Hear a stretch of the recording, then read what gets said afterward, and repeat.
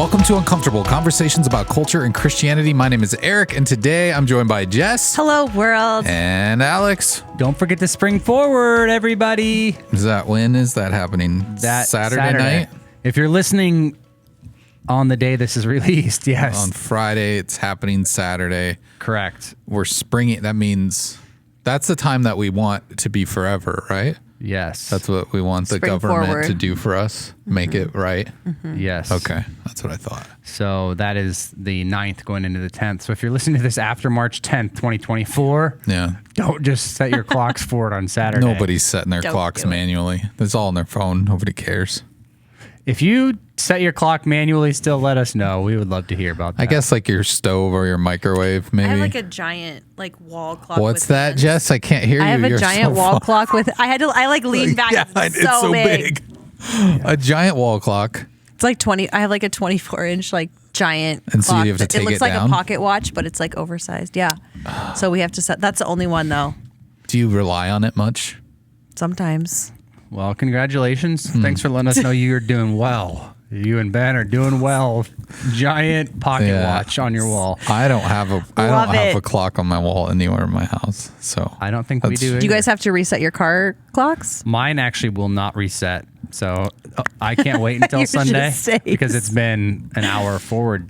you I will never not changed reset. mine, so I don't. it's like the one thing I'm kind of lazy about. I always plug my phone in, So it and does then CarPlay. it's like the CarPlay thing, so it just shows me whatever my phone time is. So I guess I don't know what my actual car time is. I'm feeling very, very much not Now as we're cool just- as you guys. I don't have a car What? that will change the time right. and I don't have a my, big wall My car clock. had its 21st Hey, birthday this year. Just so rest I'm- in the solace of the giant swimming pool in your backyard. That's true. That's just, That is you know, good. I was going to ask you because it was like 80 degrees. I was like, did you kind of get a false start with Yeah, opening the pool? Because then it went right back down to. We got the pool close to ready.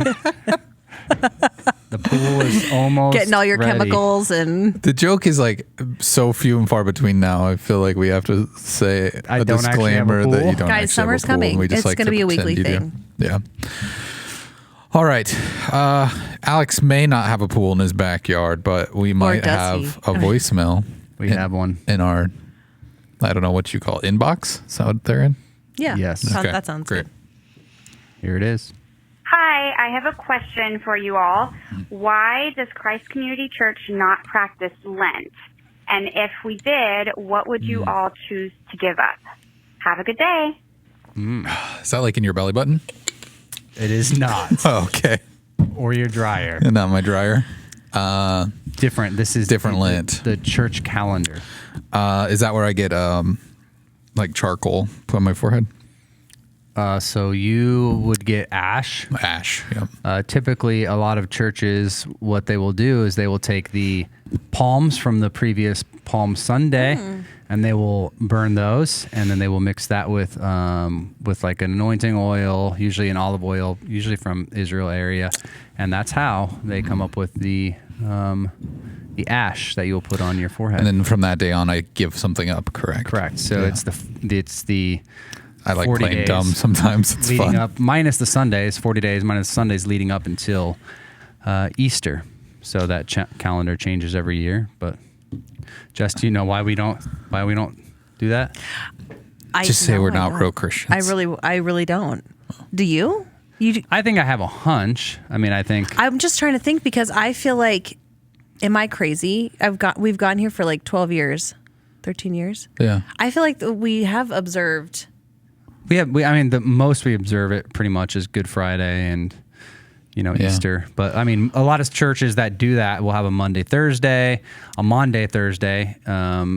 service as well, and then they'll have a Good Friday and Yeah, I don't know a why. lot No, of Seder on Wednesday. They'll have a Seder meal. In some I've ways. never been part of a church that observes Lent. I don't But- know. but I Mark think- Ashton, I'm sorry, I don't know. Yeah. But that's, I mean, I believe it's just part of the liturgical tradition, and we don't typically Yeah. subscribe to that. Plus, isn't it? It's typically more found in like Catholic faiths and Yeah, I mean, it definitely was Roman Catholic in its origins, and there are a lot of churches, probably more like Christ Community, that don't celebrate it. But there's a lot of churches that would quote unquote fall into the Protestant lane that still do uphold a lot of liturgy. Anglicans, there'd be like United Methodists, Lutherans, obviously, a lot of them that essentially at the Reformation, there's like, that's when Catholics and, you know, Martin Luther broke away from the Catholic Church. And one of the things that some churches held to was continuing these church calendars. And there's also those that were partly more of like the Baptist, Anabaptist type of movements that really rejected a lot of the liturgy. So they went and rejected all of it because a lot of them would point towards, I think, the second commandment, you shall have no idols. And so they think that a lot of times if you're focused on a calendar and some of those things, that it's more focused around iconology. So like focusing on icons and all that kind of stuff. And so a lot of churches had rejected that, especially that are more, I wouldn't even say denominationally, because in the Christian Missionary Alliance, which our family is a part of, there are churches that are much more liturgical and would follow the church calendar. Mostly things like Advent and leading up to Christmas and Lent leading up to Easter. But I would say most of American churches follow more of the traditional, our calendar of holidays. And so good and bad, you know, Thanksgiving is probably something that we observe more and try to make sermon series around being thankful, which is a good thing as well.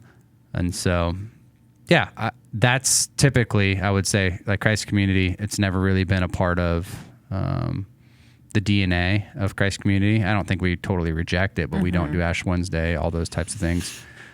Personally, my family, we celebrate it. We've got a calendar. I never did as a kid growing up, but we have a calendar and try to practice it and each day follow along with a different kind of sacrifice or theme, praying for someone. Wednesdays is a sugar fast for our family. So we do.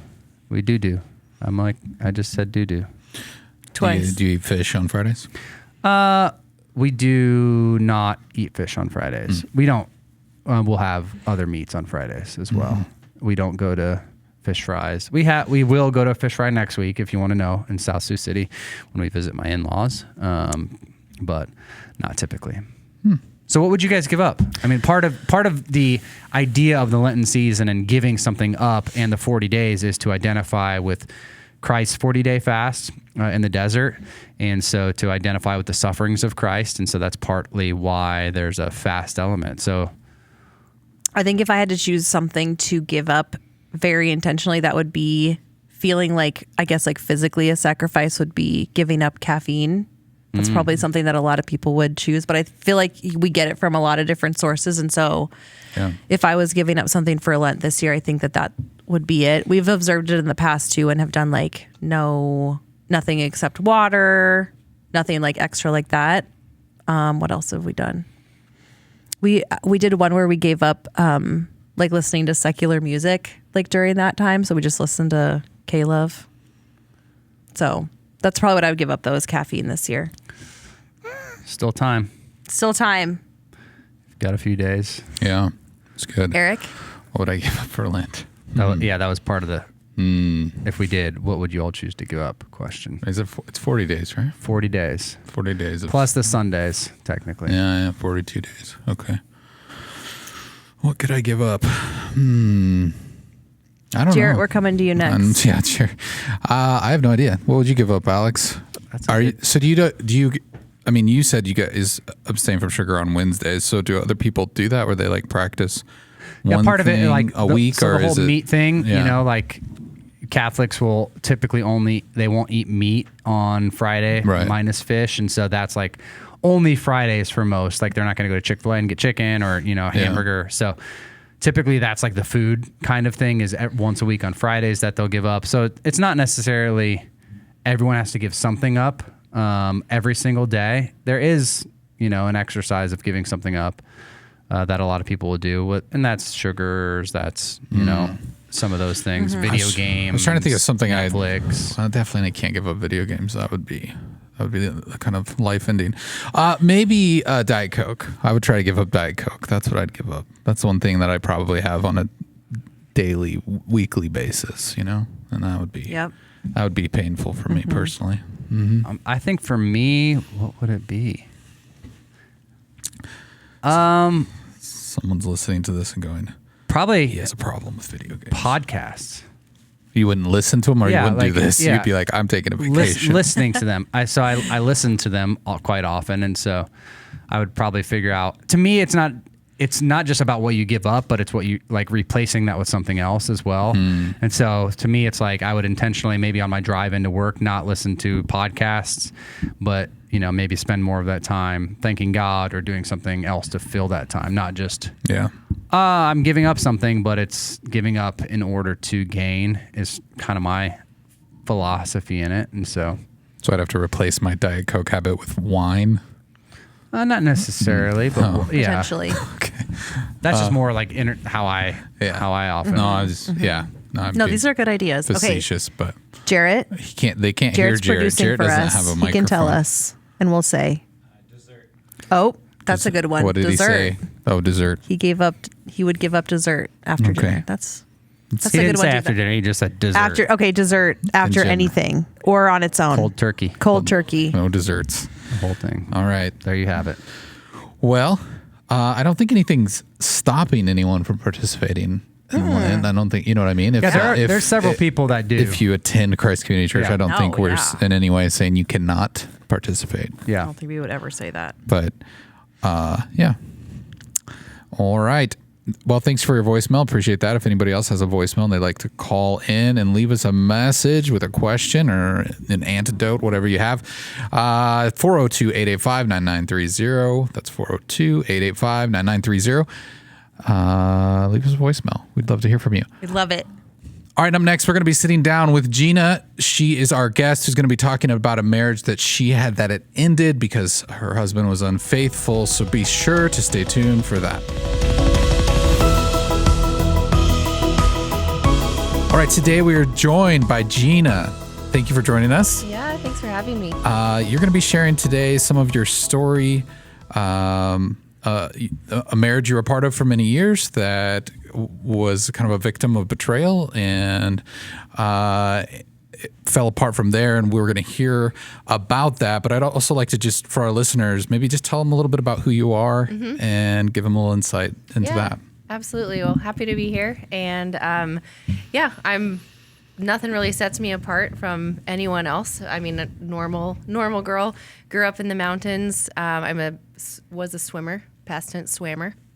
So collegiate athlete, but nowadays I find myself love my dog. We're outside all the time. So super outdoorsy. What kind of dog do you have? I have a chocolate lab. Oh, okay. She's the best. The best. I mean, I'm a little biased, but They she's the probably best. a lot of energy, though. They got, Yeah.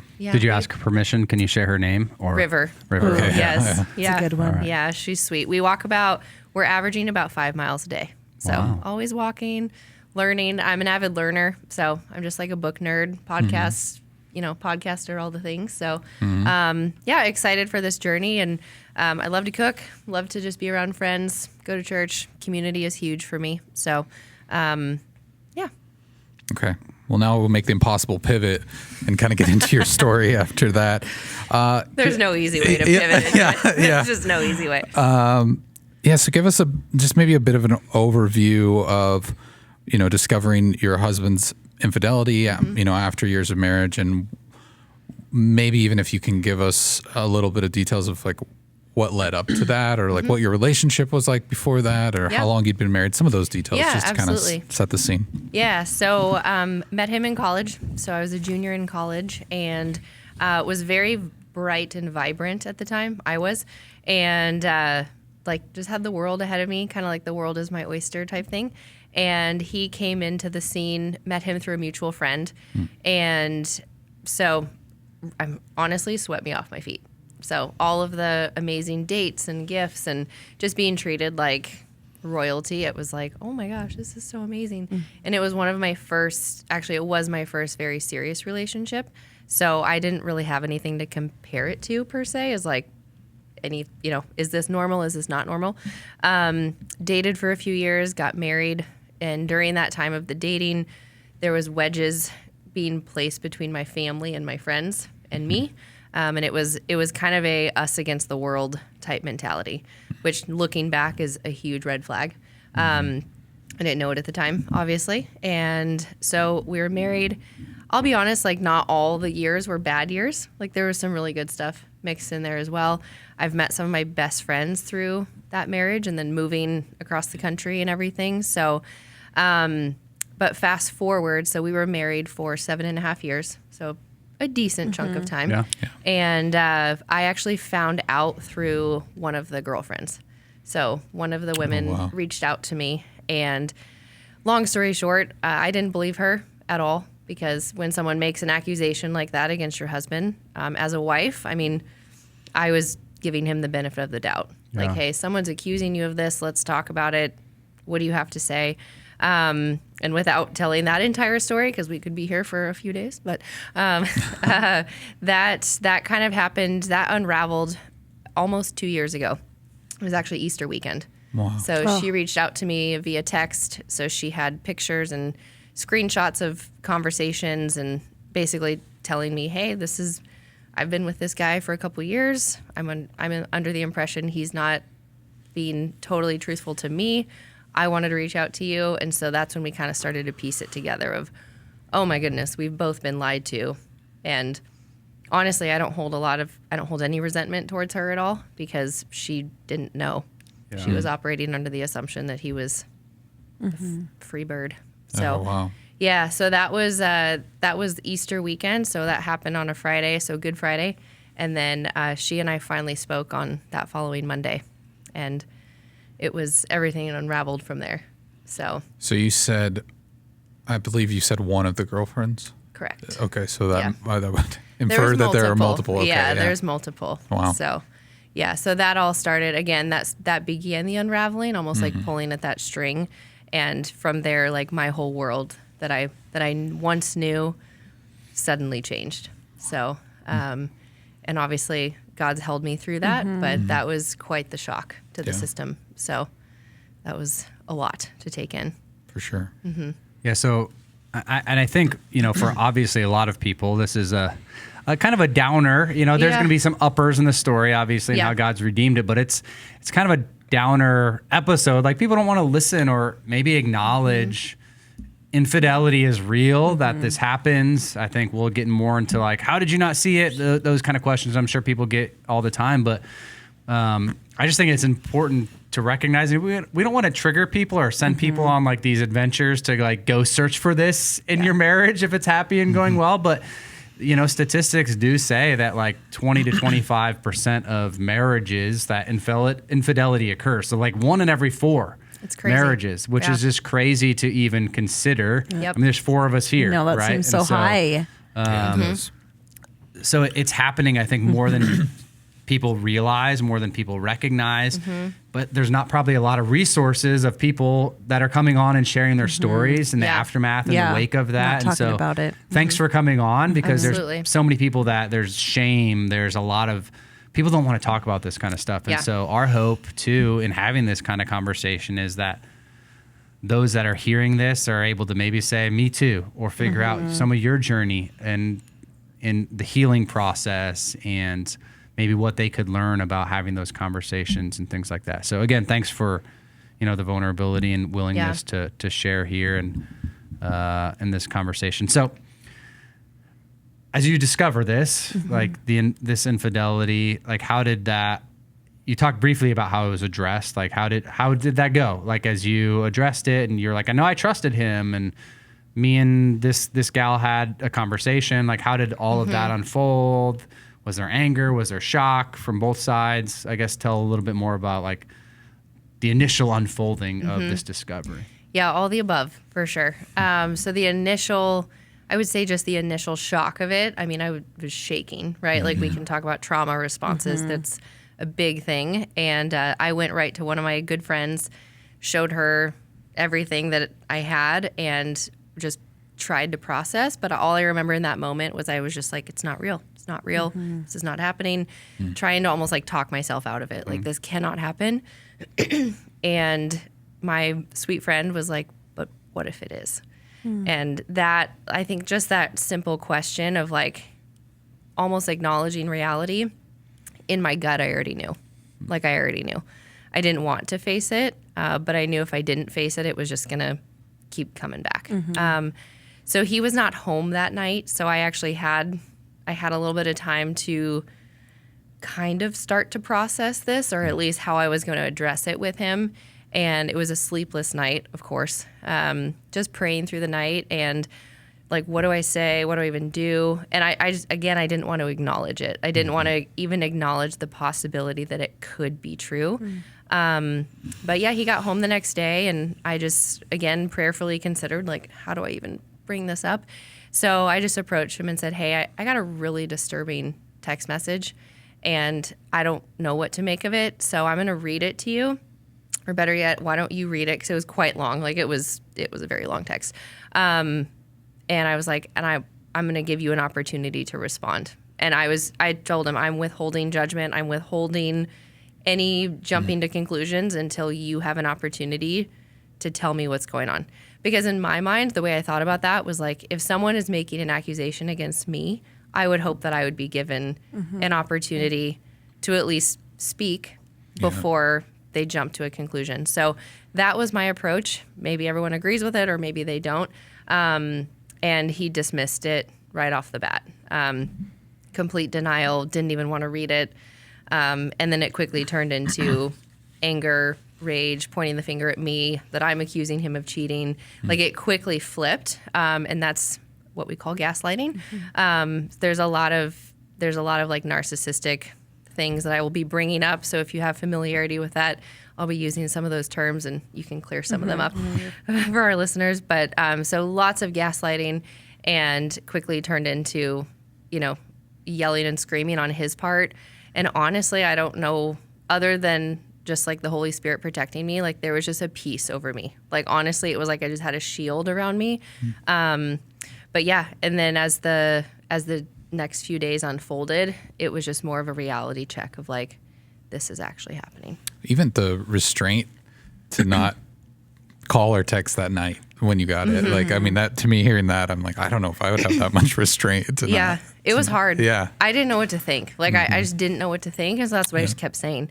I don't know what to make of this. Like, can you explain? And there was no explanation. It just quickly turned to like, you're accusing me of cheating. You're doing this. You're doing that. And again, in my opinion, if someone has something to hide, they're going to want to hide it. But if you have nothing to hide, there's nothing wrong with having a conversation. That was my approach.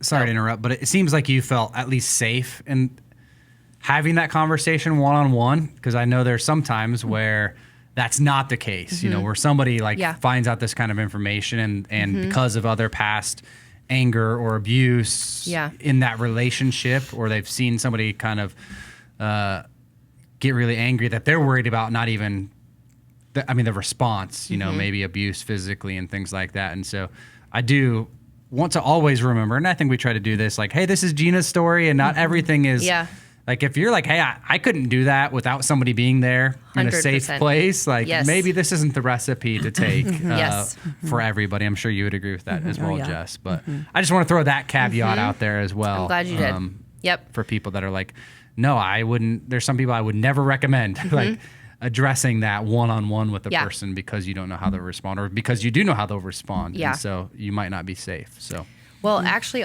just a side note to that point, because I've learned a lot about what abuse looks like. And because I wasn't being physically abused, I just was like, oh, it's not abuse. Right. Yeah. But abuse comes in all shapes and sizes. Yeah. Emotional, verbal, spiritual. There's more than just one type of abuse, and it doesn't have to end in a black eye. Correct. And so that was something that I had to learn the hard way, and that was through therapy, of calling it what it is and naming it. And so in that moment, I wasn't naive to think it wasn't going to get to that point. It hadn't. Yeah. Clearly, so speaking to the mic, it had not gotten to that point. So I was not being physically harmed in any way. However, I did feel safe in the moment, safe physically, but obviously emotionally it was like, this is a huge risk.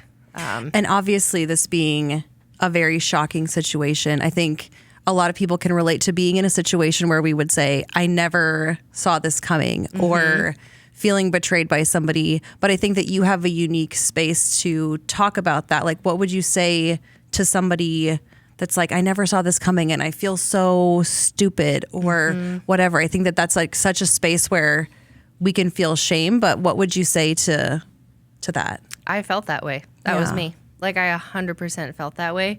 And it's incredible how shame works. Just immediately, like, the shame just heaped on me of like, how did I not know? And then I take that back. It wasn't immediate. It was actually in the resulting weeks and months. Like that the I was processing of like, it. how did I not see this? It was right under my nose the whole time. And so I would just say to someone going through that, like, first of all, don't believe what shame tells you. And shame wants to keep you in the dark. Amen. And that's just what it does. And as soon as you have light, there can be no darkness. And so I would just encourage you, if you feel that way, like, go to a trusted friend or parent or whoever that is and share that with them. Again, a trusted friend, because bring someone into that, and that's part of vulnerability and that's part of healing. We can't do it alone. Yeah. Like, we are created for community. And so shame wants to keep you silent. Shame wants to keep you alone. And I'm so thankful that I had people in my corner who I could go to and share this, and share it in a way of not having to defend him. And I think that was a key of really, like, kind of kickstarting the healing journey long before I even knew what was going on, was not defending what was happening, like just stating the facts.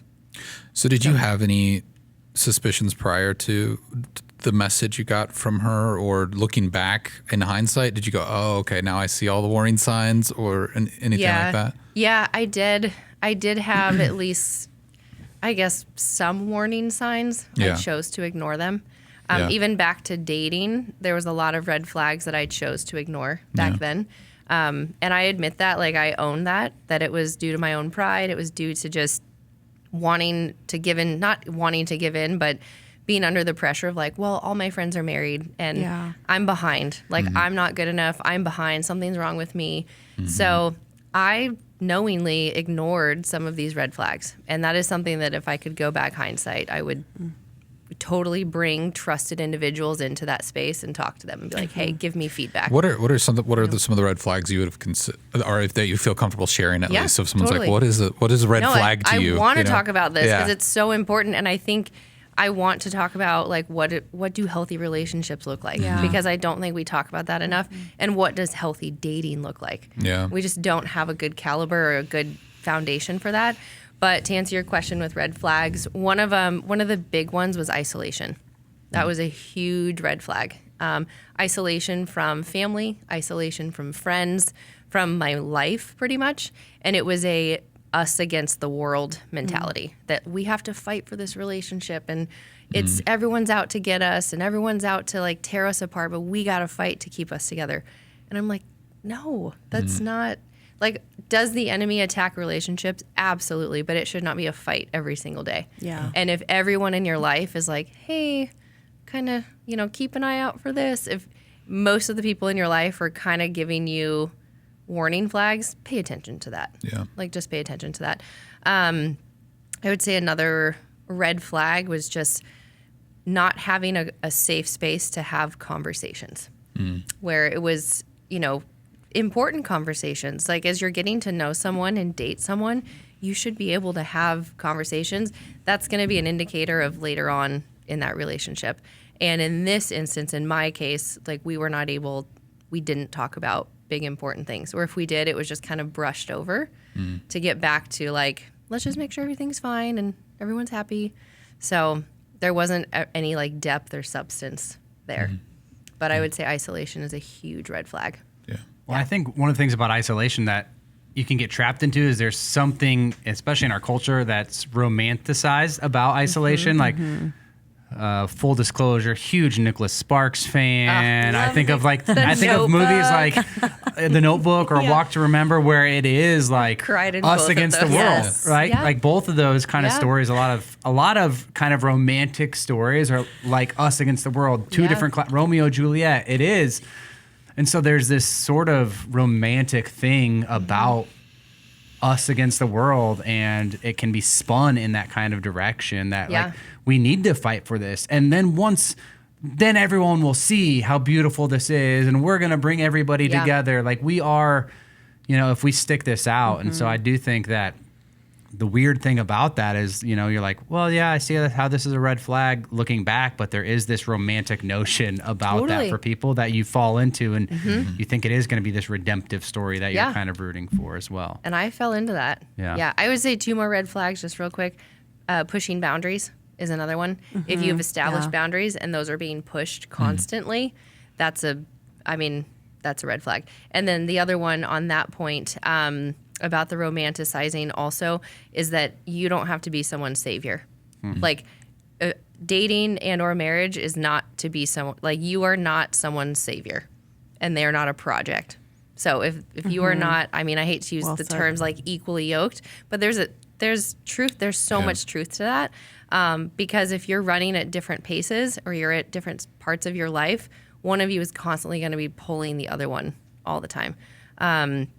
So I would just say that, because I was like, oh, I can help him, and he's so much better with me, and all these things. And we, especially females, I think we're prone to that of like, oh, I want to help him. Yeah. Like I can do that. But that's not what marriage is called to be.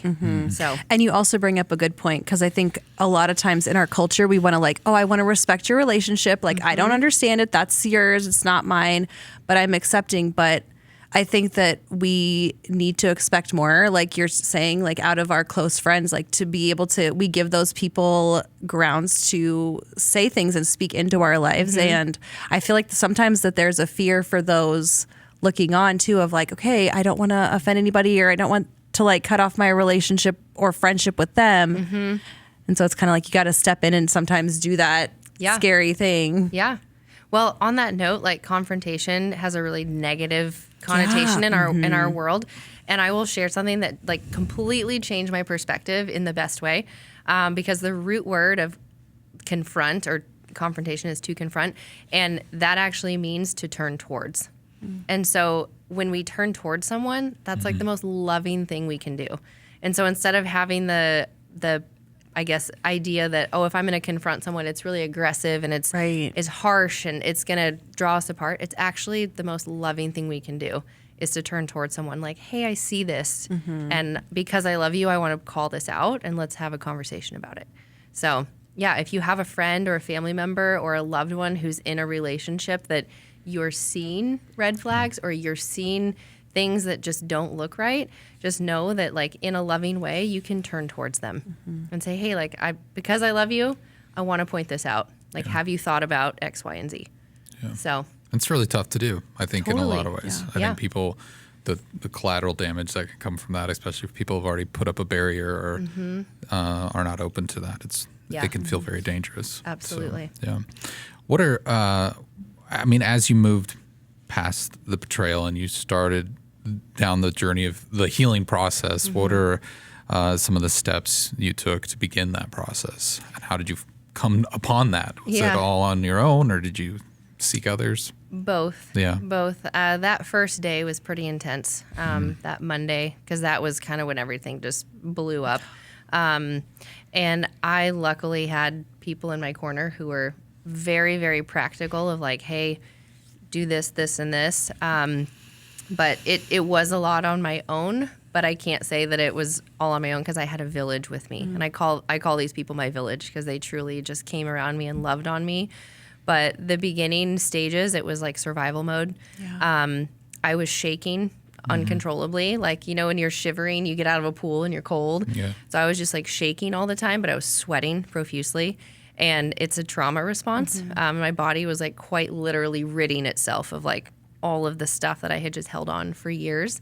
So that was really bizarre for me to experience. I had timers set to remember to eat and drink and go outside, just because my brain was just like, what is happening? Like I could hardly process the next 5 minutes, and I really started to lean into scripture. And in Matthew, it talks about like, do not worry about tomorrow, for tomorrow will worry about itself. Today has enough trouble of its own.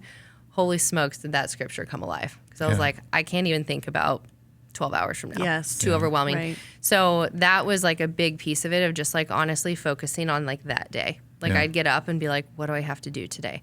And I'd have a list of things like, okay, I need to, I don't know, fill in the blank, right? I had my list. So it was really just living day by day. I found a therapist right away, found an attorney. I mean, that's really the ugly side of divorce. Well, there's just so many practical things. We're sharing a space. Maybe we're sharing a bank account. We're sharing, so many things. Yeah. And then now all this has to become separated. It was, there's a lot. I think the practical side of things was harder. Yeah. Honestly, I think that was so much harder because you realize how intertwined you are with somebody in a marriage and all the things that have to unravel or come apart. There's just a lot. The practical stuff was like, oh my gosh, I have to think through that too. So again, just taking it day by day. But having a therapist, I went right to my pastor actually. And so I called him, I think it was that first week, and just like, I need to meet, I need to understand what is happening. Like, do I even have, like, am I even okay to pursue divorce? Like, I don't even know. Because I literally couldn't even think straight. Yeah. So, and we just walked through, like, he's like, I'm not going to tell you what's right or wrong. We're going to go to scripture and we're just going to look at what God says. So, and just learning about the biblical premise of divorce and how God has, in his mercy, created a way out. Yeah. Because he knows that we are broken and sinful people.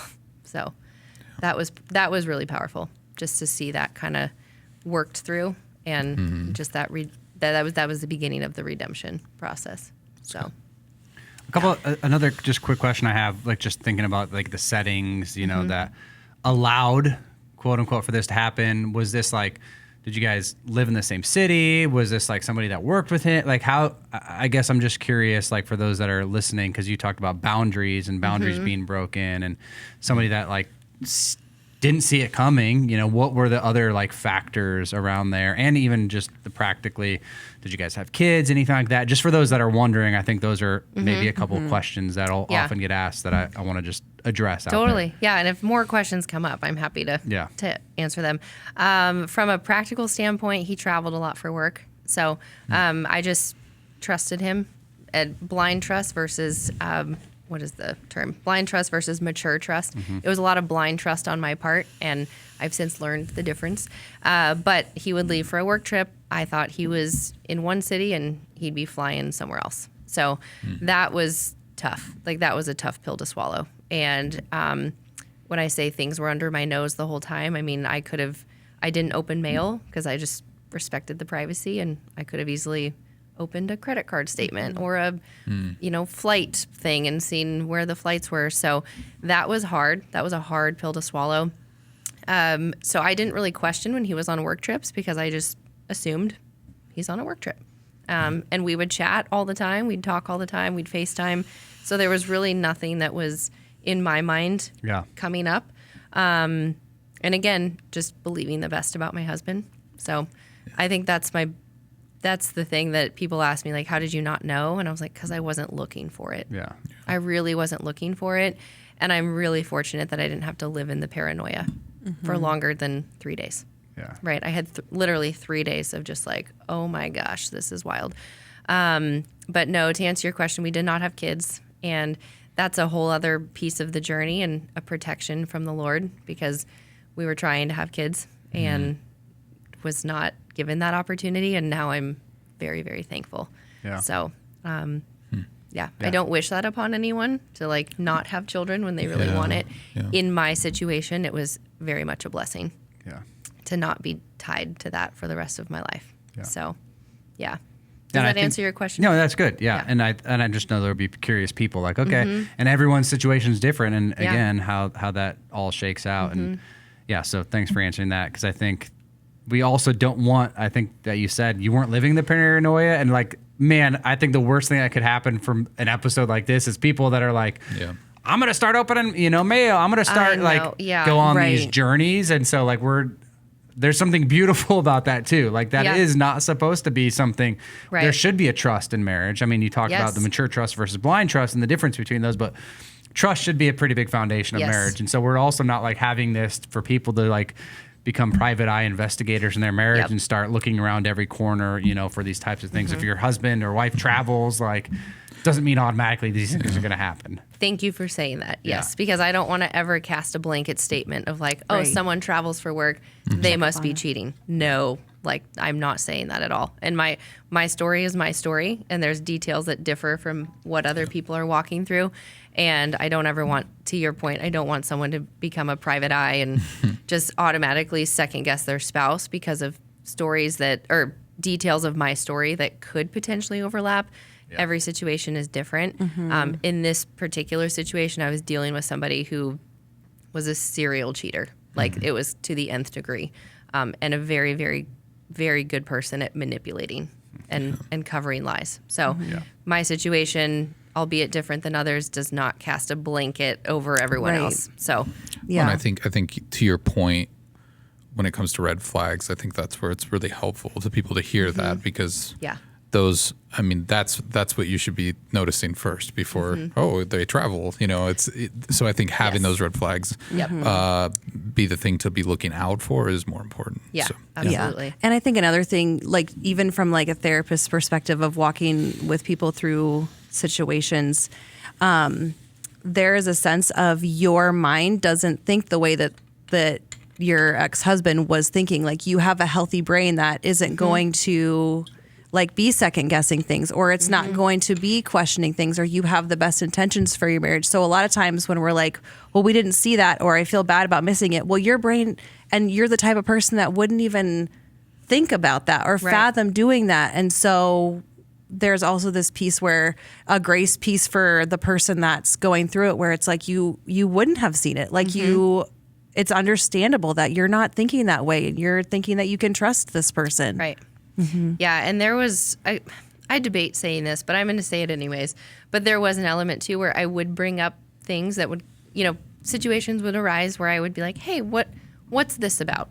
And there was always a legitimate answer, or a legitimate enough answer. So then I was like, "Okay, checks out, moving on." Again, I wasn't living in that paranoia.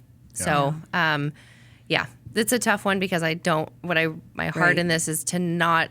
I don't want people to walk away from this like second guessing their marriages at all. I want you to hear this from like, hey, I got into a relationship early on.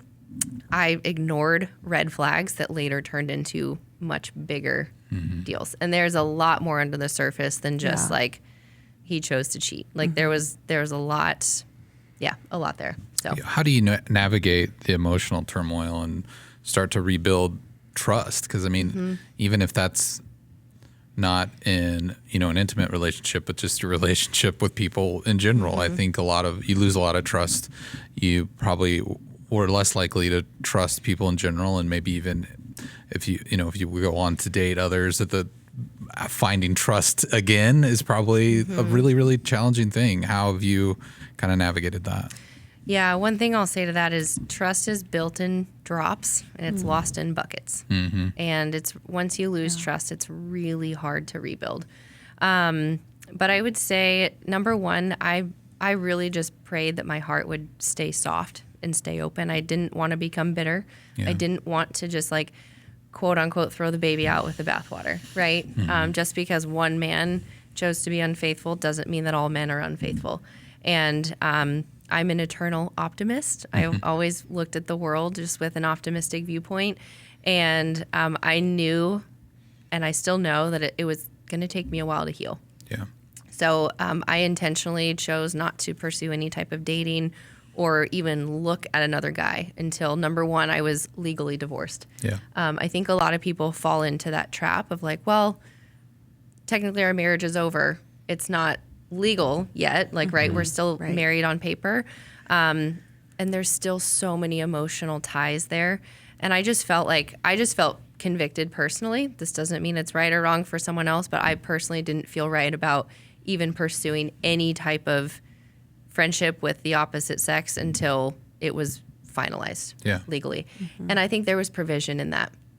I do. I think that during that time, like God allowed my heart to really start to heal because I wasn't even looking for anything else. And that was about a year process. So from the time that I found out till the time it was finalized. It was about a year-long process. Wow. And so it was almost just like a nurturing cocoon time that I just like went in. I did a lot of like therapy. I did a lot of somatic processing, a lot of trauma, work. And I just took that time to really focus on like healing and working through the forgiveness and even forgiving myself. So, really and I think I see other people where they're like, well, my marriage is over and just hopping right into another relationship. I would advise you just to take time to heal and understand, like, how did you first get into that relationship and what is going on inside of you that like that attracted you to that person, because that way you have that awareness so you don't make the same call or same judgment call again, because we all have patterns. So I also think like I hear just a lot of this is part of your story. This isn't your whole story. And even like thinking back to when you first introduced yourself, I'm like, man, we could be doing this podcast about 10 different things about you just because there's so much to you and there's so much that you've grown from this and so much redemption. But can you share a little bit just of as part of your healing journey moving on past this, like just some moments of grace and redemption that you've seen since then? There's been so many. One thing I started really early on, and this was almost like I wasn't trying to start this, but it just came about one day. I just decided I've got to start seeing the good in every day. So I started making a blessings list. That's what I called it. That's really neat. And I didn't have the mental fortitude or capacity to journal every day. So I just started doing like bullet points. And it was literally, I would just bullet point at the end of every day, right before I went to bed, like the sun was out. I got to go for a walk. My friend came over. Someone brought me dinner. Like very little things. And my heart, in what I realize now, was I was literally cultivating a heart of gratitude. Instead of like growing towards bitterness or feeding the roots of bitterness, I was actually feeding gratitude. And that was probably one of the biggest things that I did, that all of a sudden my list went from like 5 bullet points to like 25 and then to 30. And I was like, oh my gosh. But I was noticing the good because I was looking for it.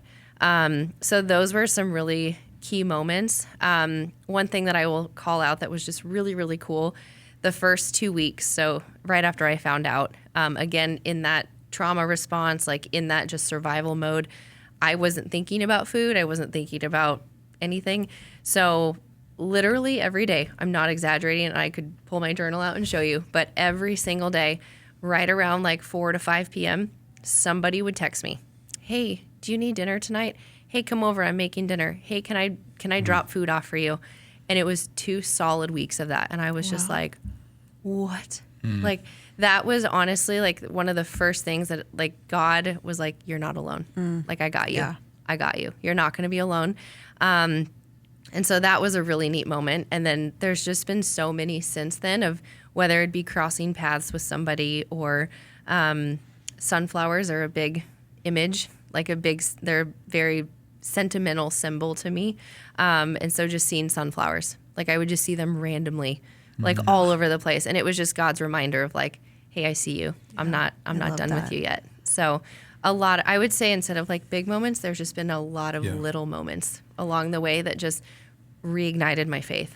Like it's going to be okay. Well, and hearing you practice gratitude in that way, I think people don't realize that in the same way that you took you found the little things to be grateful for, I think people will go down a journey of finding the little things to be angry about or upset about. And I think it builds the same way, So I think being intentional about that's really important. But also as you wrestle with that and realize how much your life has changed, and you're now dealing probably with, with loneliness and maybe isolation on, something that you didn't choose. Yeah. You don't have a companionship, and you're starting to navigate that. And then just having the foresight and the wherewithal to say, no, I'm going to be thankful. I'm going to choose to be grateful today is really challenging. And I don't want to sugarcoat it. Like there was hard days. Yeah. Like there was hard days. Like my couch took a beating. Like I just wailed on my couch. Yeah. I mean, I really got in touch with my emotions. I let the anger come out. I let the rage come out. Yeah. I let just the sadness and the betrayal and all of that just literally flow through me. Yeah. I did not try to shove it down. And there would be moments where there would be nothing in particular that would set it off. And all of a sudden I would just be so angry, so angry.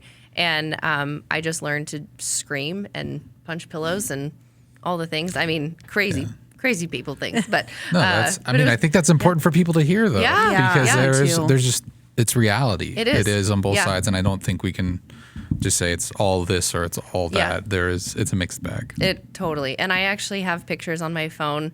It was weird to take these pictures, but I took them because I wanted to mark these moments, the really, really hard moments. The moments where I had mascara just flowing down my face, where I literally could hardly breathe, like physically breathe, because it was just so intense and it was so much.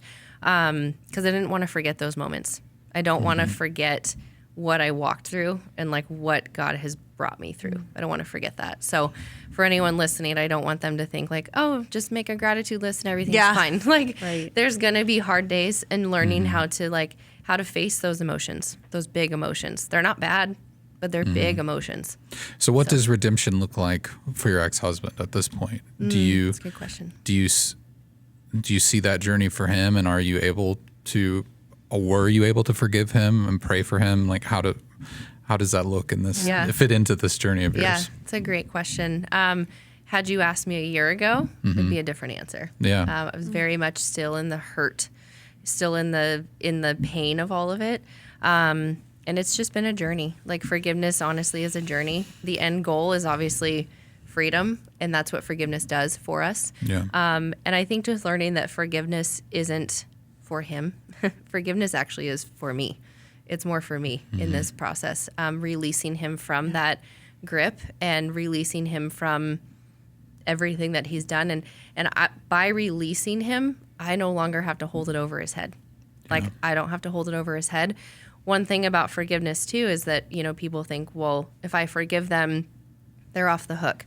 Well, there's still earthly consequences to actions. Like there's still consequences that if someone chooses to go kill someone, like, yes, you can forgive that person, but they're still gonna have to serve jail time or whatever, right? Like that's a very extreme example. But the process of forgiveness has really been just that. It's been a process, and laying it down every day. And there's days where it's like I couldn't even mutter the words, like I couldn't even get them out. And then just slowly but surely, I was able to finally mutter the words like I forgive him. And then again and again, and then actually working through forgiveness to myself, like forgiving myself was a huge piece of that. But I actually, I do wish the best for him. I pray that he is getting the help that he needs. Because he is battling a lot of darkness. There's a lot of heavy, oppressive things on his life. And he's left a wake of destruction. Not just in my life, but in a lot of other people's lives. And so I just pray that he gets, again, like truly, I pray he gets the help he needs, and that he's able to work through his own journey of forgiveness, whatever that looks like. And I will say that doesn't include me. I don't need to be a part of that. I have no desire to see him or interact with him. I have worked through that on my own life and my journey, and there is not going to be the reconciliation. And that may sound harsh. Just given this situation, that's the best and safest option for me. Right. Because forgiveness doesn't mean entering back into a relationship. So I'm releasing him from that, and I'm able to pray for him and truly pray for him. And that doesn't mean I'd have to go back and be in his life. Totally agree. So that's what that looks like for me. Good. And that's been communicated. So, I really do pray he gets that help. Can you talk a little bit about forgiving yourself? Because I think that that's one of the things that we don't consider or talk about in these things. I mean, even like briefly, if there's anything. That was a hard one. To mind. Like forgiving him was so hard. And then forgiving myself was kind of that next step. Forgiving myself for even getting into the relationship and being like, and I'm forgiving myself for like the shame that I cast on myself. Like, you're so dumb, you're so stupid. All those things that negative self-talk. But just forgiving myself for not looking for it, or that's not the right word, but like, just not seeing it or even choosing to turn a blind eye. And then just realizing through the help with therapy and prayer and my village of people that like, hey, I'm not perfect either. And like, my story isn't over. But that was a hard one. And there's been some moments along the way of like, going back with my parents and having those conversations of, hey, I handled this situation really poorly. Can you forgive me for this? Or different friends. And it's been a beautiful journey of just like re-entering into those relationships where I know that I took a wrong turn. Yeah. I mean, there was wrong turns on their part as well, but owning what was mine and knowing what was not mine. And that was a really big piece of it. Good. Like owning what's mine and not trying to own someone else's portion of it. Yeah. So, because I made mistakes along the way too, Another thing I want to go back to that you said earlier, I mean, about even giving that time and that space between, hey, I want this to officially be over, legally and all that kind of stuff is, I don't think people realize how often they're married to the idea of marriage, so it's not even necessarily, there's people that I know, unfortunately, just through pastoral counseling and things like that it's the fear of what if I don't have a companion. Like they know that these things are happening, but there's a fear, like if I don't have a companion, or there's people that are like, well, I gave up my career, and I don't work and I stay home, or I didn't continue my education because we got married and you were going to be the bread. There's so many different situations where people, and you were married for 7.5 years. So it wasn't just like a blip. 6 months and done. It's like you sacrificed, and people have sacrificed for marriages. And so there's just this overwhelming fear of, I can't exist alone. Who am I? Like and I think it's biblical. Like we become, one, in a big way. And so we should become reliant in some kind of ways on our spouse and in a healthy kind of way. And so there becomes this fear of, who am I now? And so then it does send you on this search for, I can't exist apart from someone, or I can't survive fiscally apart from someone, or I have no job or no skills. And so there's a lot of fear around those types of things.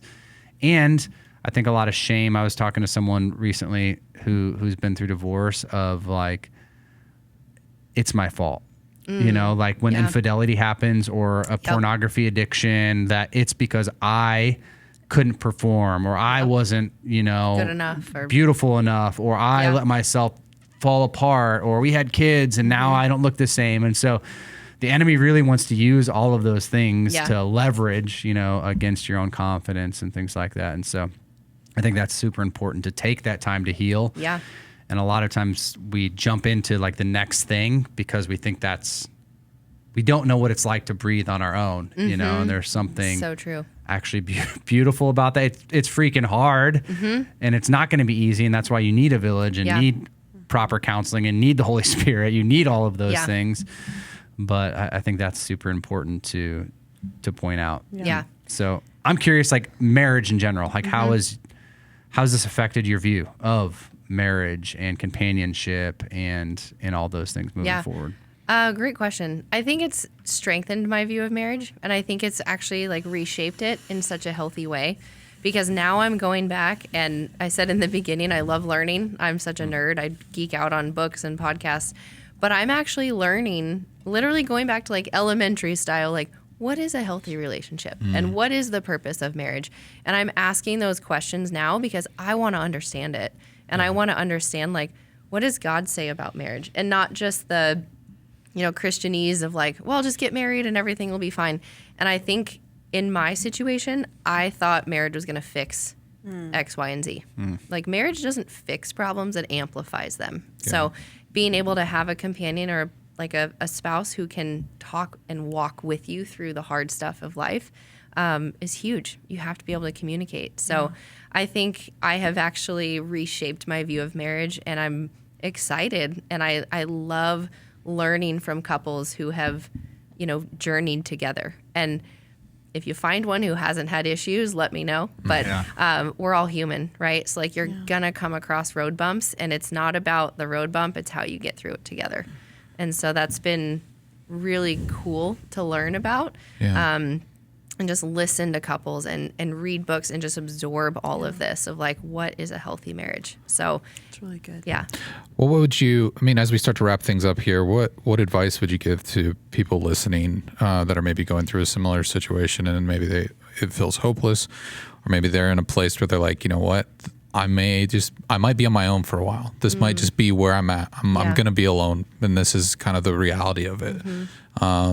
And I think that can feel really hopeless, but how can you help them maybe see the light at the end of the tunnel, or help them have a different perspective on the situation? Yeah, I think for someone facing a couple different answers, but I think for someone facing like the reality of, hey, I'm going to be on my own for a little bit, just know that truly you're going to be okay. Like, take it day by day. And you don't have to have 20 people around you cheering you on. Like, you can find like one or two very, very close people just to do this life with you and confide in them and go to them when there's hard days, and lean into a season of singleness. Like, I will say this season of singleness has been so sweet for me. Like, it's been so sweet, and lean into what God is teaching you, because I think so often we just want to fill our hearts with someone else when really like only God can fill that void. And if someone is listening, like, they know what I'm talking about. Yeah. Like, that's going to hit, because if there's an emptiness in you that you're trying to fill with something else, like, you just know. And I would encourage you just to seriously run to the Father. Yeah. And his word is so good, and it does not return void. And I'm not just saying that, like, I literally lived and breathed scripture for, 12 months straight. Like, that was my lifeline. And it has changed my entire outlook on life. Yeah. It has completely changed, because it's come alive in a way that I've never, ever experienced before. But learning to trust God and knowing that, like, okay, even though humans have failed me, like, God's not going to fail me. Yeah. And I think that was also part of my prayer of like, God, keep my head strong and my heart soft. Yeah. To not become bitter, to not become just fixated on all the terrible things. Right. But I will also say to that person who's facing that season of just like, I'm going to be alone, I mean, get help. It's okay to reach out for help. Whether that looks like therapy, going to a pastor, finding a friend, like, just don't do it alone. Yeah. And also, I'm going to just speak over that. Like, you're not alone. Yeah. You're not right. alone, right? Yeah. Like, don't believe the lie that nobody wants you or that nobody cares about you. Don't believe that lie. That's just shame telling you stuff good. to keep you in the That's dark. really good. Like, you're not, actually, that's what I would say is you're not alone. Yeah. Yeah. That's and really don't good. believe that lie. So Really good. Well, Gina, thank you so much. Yeah. Like, so many great insights in this, and I hope people listening can take something away from that. And thank you for being vulnerable with us and sharing that, because I know that's not an easy thing to do. I do want to mention too that if you are looking for resources, we do have a renewal ministry here at the church. You can learn more at cccomaha.org/renewal, and specifically look for the Hope After Betrayal ministry. But that's going to do it for us today. I think if you have any other questions or concerns, you can always reach out to us, as always, by sending us an email to podcast@cccomaha.org, or you can reach out to us on social media at Instagram or TikTok at CCCOMA Podcast, or leave us a voicemail at 402-885-9930. But until next time, we'll talk to you then.